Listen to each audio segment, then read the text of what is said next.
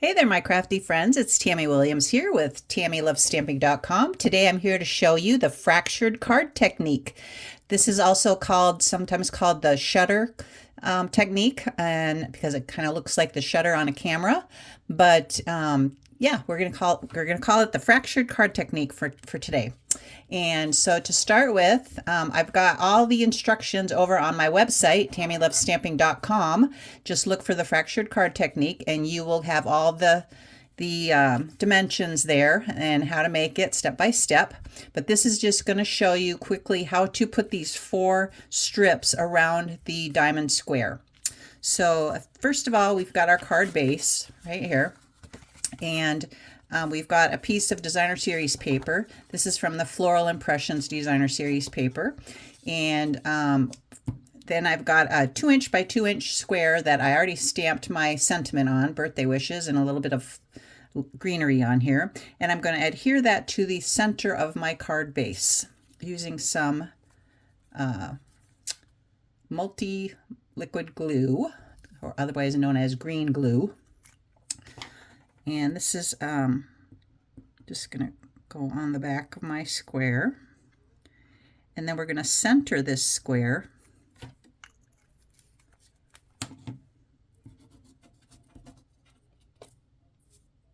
in a diamond shape. So we want a diamond shape in the center of our Designer Series paper, like so.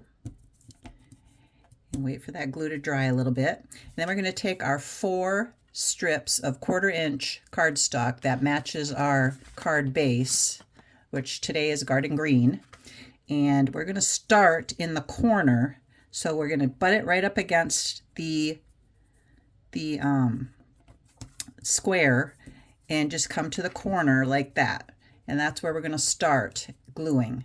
And I don't want to, we're going to let the edges, excess just hang off the edge. And we're going to trim that later with our snips. So, but first I want to just kind of fold this up a little bit, just so I know how far to go down with my glue. So there, and I'm going to pull in my silicone mat. The silicone mat is great because if you get glue on it, it dries and it comes right off, and it doesn't leave your work surface all sticky and messy. So there's that. And so I'm going to pull this back over. And again, we're going to butt this right up against the edge of the white cardstock, like so.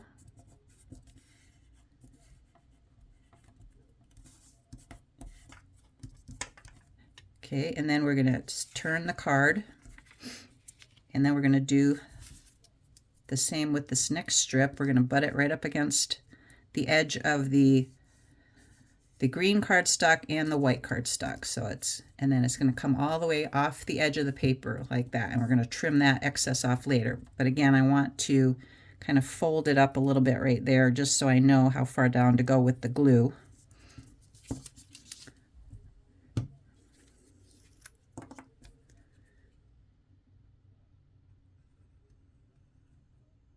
That.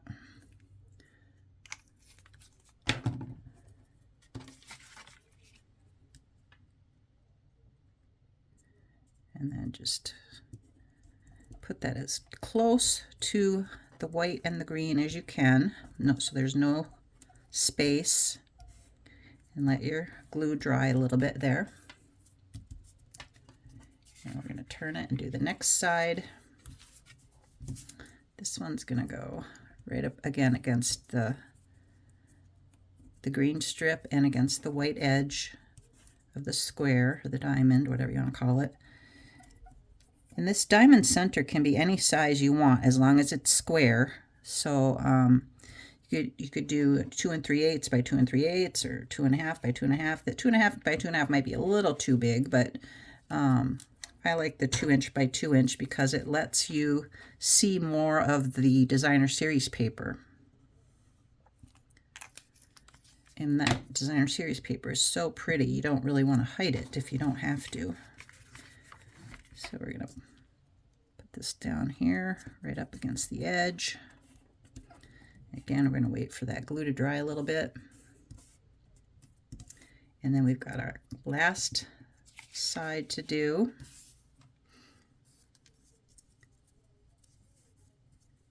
A little bit of edge there. My blade on my trimmer is getting dull, and so it's leaving my edges a little raggedy. I have to change that out one of these days. All right, and we're going to fold this edge up a little bit here just so I know where to stop with the glue. But even if I went too far down with the glue, the silicone mat would protect it and be able to just wipe that right off or let it dry and brush it right off. Silicone mat is great for that. All right, here we go. And we got that all on there.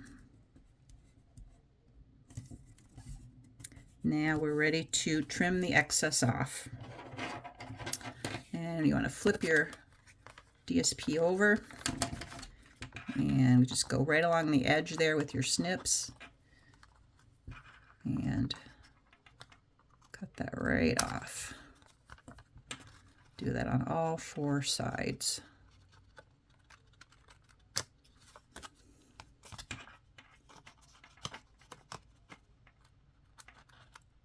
Like that. And like that. Perfect. All right.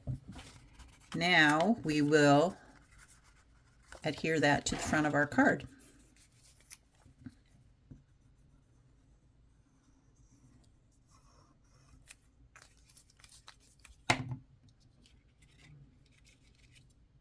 And you'll want to center it. So there's an equal size border all around all 4 edges. And what's nice about this liquid glue is that it gives you a little bit of time to position your paper before it hardens, so you can kind of wiggle it into place. But there you have it. There's your fractured card technique. I'm going to show you a few other cards that I made using this technique. Here's one in red with some cherries. Isn't that pretty? And here's one in fresh freesia. So head to TammyLovesStamping.com and give this fractured card technique a try. Thanks for watching, and God bless.